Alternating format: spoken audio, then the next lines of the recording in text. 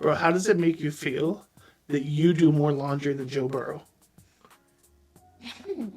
It's like, of course, like, I think an adult would do it. Do, like, their laundry. Hey, psst, But secret. He pays people to do it. He's got the money. He's got the money. He's got the money to pay people to do it. he pays people to do his laundry and wash the dishes.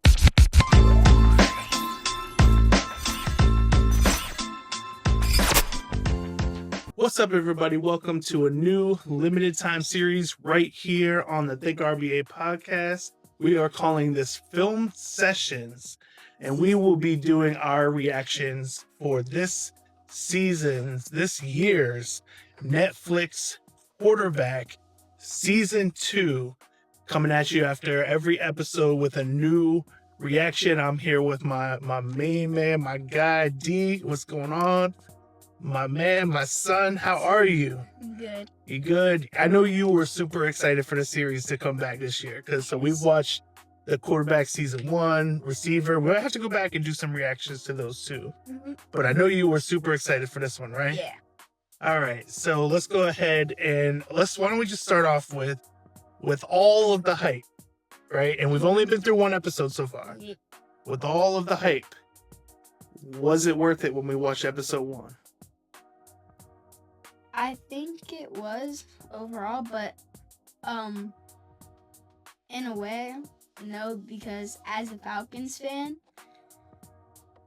seeing how Jared Goff and Joe Burrow are getting all this praise, and then Kirk Cousins is just over there with the Falcons, just like they point out a bunch of negative stuff, like.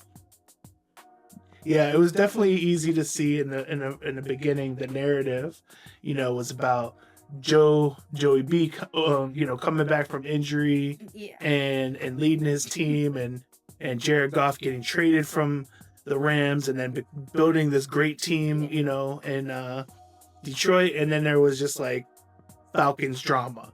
Yeah. So I get it. I understand. So why don't we go ahead and start off? Like, I know you took notes throughout, so why don't you go ahead and start off with the first thing, because we're going to be talking about things that we found interesting, funny, and all kinds of different stuff. So why don't you go ahead and start off with the first thing that you found interesting about episode 1?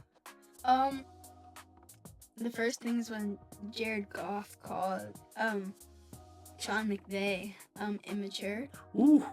For not calling him, for not like talking to him before about trading him, and just saying, "Oh, you're being traded."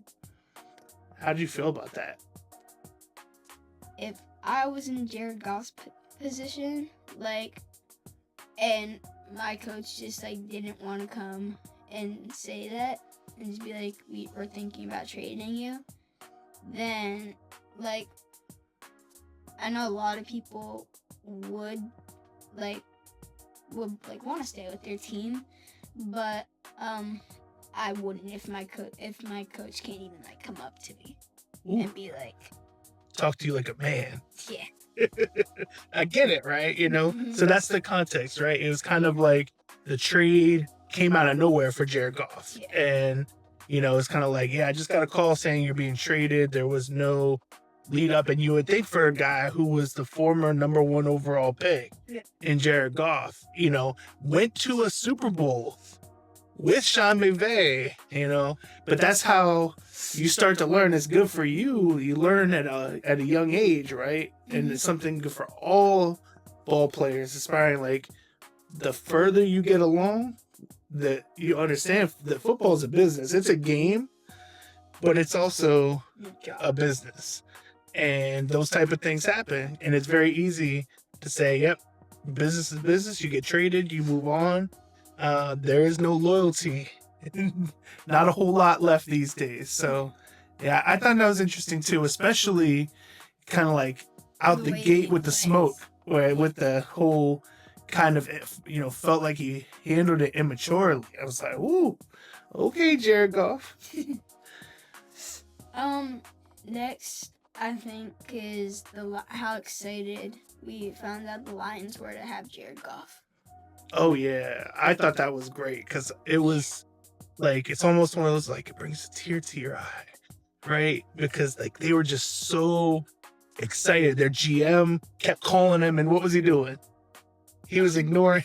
He kept ignoring it because he didn't think, he's like, who is this? What is this number that's calling me? Yeah, and then his like agent or something was like, the GM's calling you. You need to pick up, bro. And then he's like, oh, I gotta pick it up. Yeah, I gotta pick this up. But he was just trying to process the trade, right? And he just trying to process things that were happening.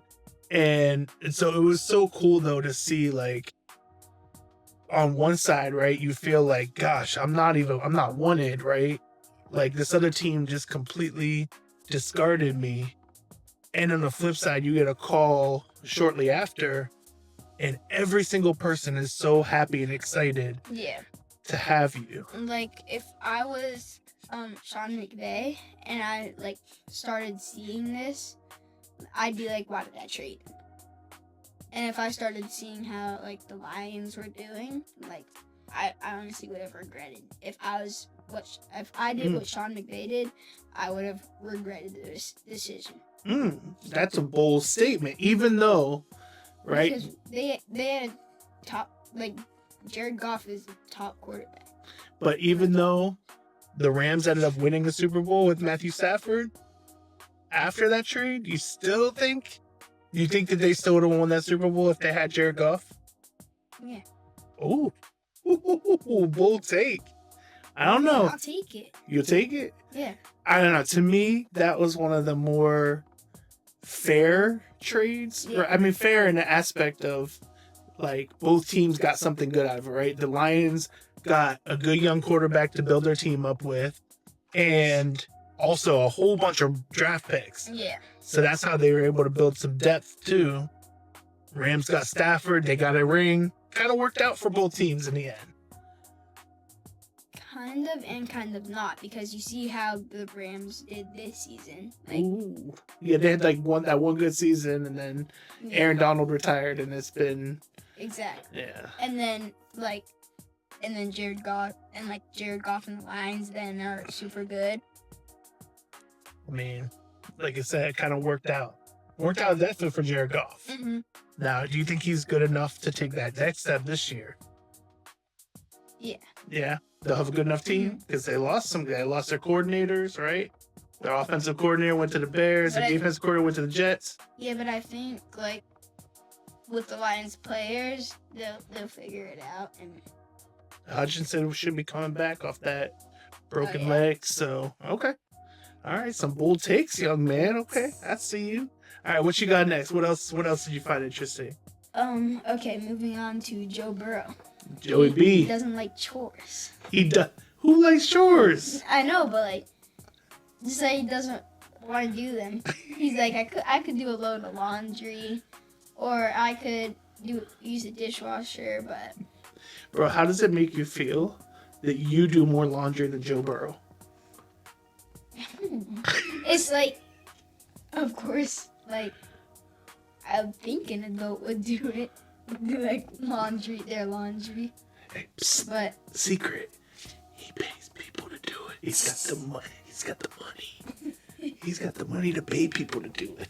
He pays people to do his laundry and wash the dishes. What I found more interesting about Joe Burrow is not even calling him Joe Burrow. It would be the real Joe Shady when he popped out with that blonde hair. Looking like a young Eminem. That's what I was like, okay, Joe. But he set a trend there for a little while. Because it was like the episode shows like those two kids. Yeah. That dad like explaining how his two kids just like also got blonde hair.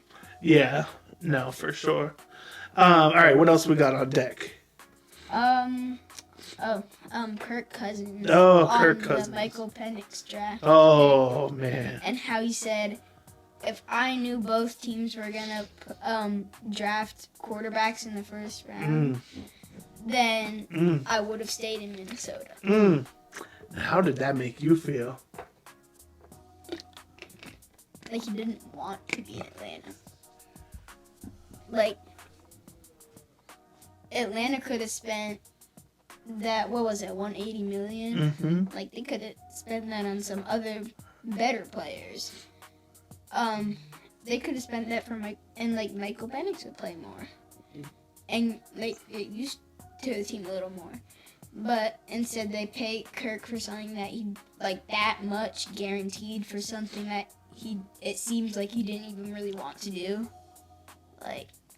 Well, to be fair to Kirk, when he signed that deal, he did not know that they were going to draft Michael Penix. Yeah. But for me, it was like after they drafted him, it's like he didn't want to anymore.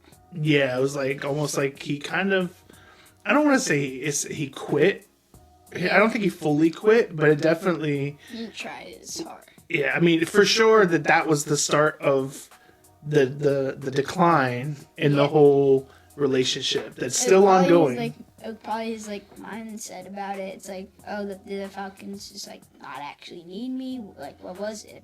Yeah. And then his mindset probably just not just his mindset, his confidence maybe. Ooh. Like, they're gonna draft and play a rookie over me. So took a hit to his confidence, his ego.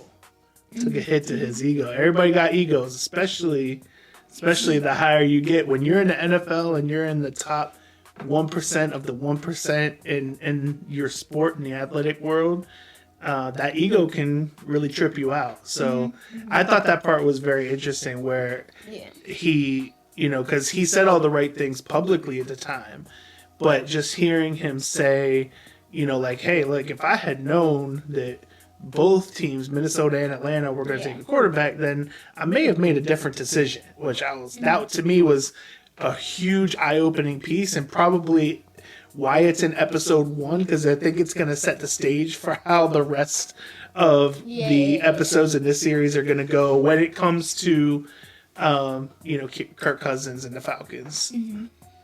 I think we got the last one. It was Week 1 Falcons. That was a tough week for us. Do you remember why? Yeah, because it was his first game off the... No, not tough for him. Tough for us. Tough for us because we had to watch it with Steelers fans. Oh, yeah. Oh, yeah. We had to watch the game with Steelers fans. At home, it was in Mercedes-Benz. And, like you said, right, he was coming off of the injury and he didn't look good. Did not look good. Didn't look like he could move, plant. Motions. Oh my gosh, yes. That was so weird to me. And to me, that's one of the best things about this series because the football geek in me. You can't really just tell you can't really just say you don't like the plays. You can say it, but you can't. Well, yeah, they do say it. You're not gonna change it for the whole entire team. No, I mean for sure. Most players are gonna have some, especially quarterbacks at that level. You're gonna have input and say into the playbook, but the whole there's too many motions. There's too many motions. The football geek in me loves that behind the scenes stuff, but it was okay, well, yeah, there's a lot of motions, but that offense was run successfully with the Rams. Just adjust. You just adjust, right? But just RBA. Just RBA. It seems like he was having some troubles adjusting to it, and then he told even some sort of coach or somebody. I don't know if it was the quarterback coach or just a offensive coordinator, but he was there's too many motions, and the guy just kind of ignored him.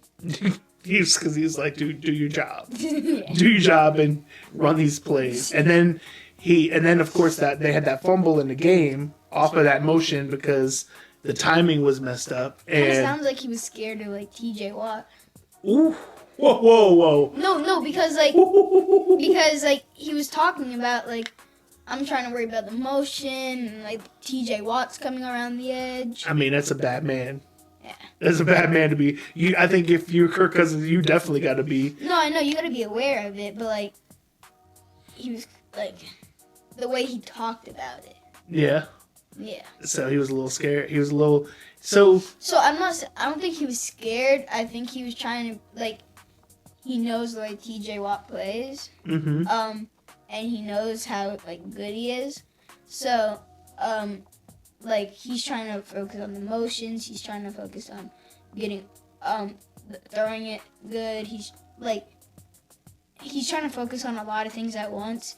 And then T.J. Watt beating linemen and then coming around the edge a bunch is like just a whole another added like lots of pressure. Especially if you already are having a hit to your confidence. Yeah. And you don't trust your ankle yet. You know, you don't trust your Achilles. You add all of that together, and that equals a week 1 loss. Oh, and like, yeah, it equals a week 1 loss. And there's something about like he's used to playing it in the pocket, like in Minnesota. Yeah, well, he definitely did not look comfortable in the pocket, out of the pocket. He didn't look comfortable at all week 1. So, and of course we know what's to come because soon he's about to go on a stretch of games, right? We got the Eagles game coming up where we won. Good.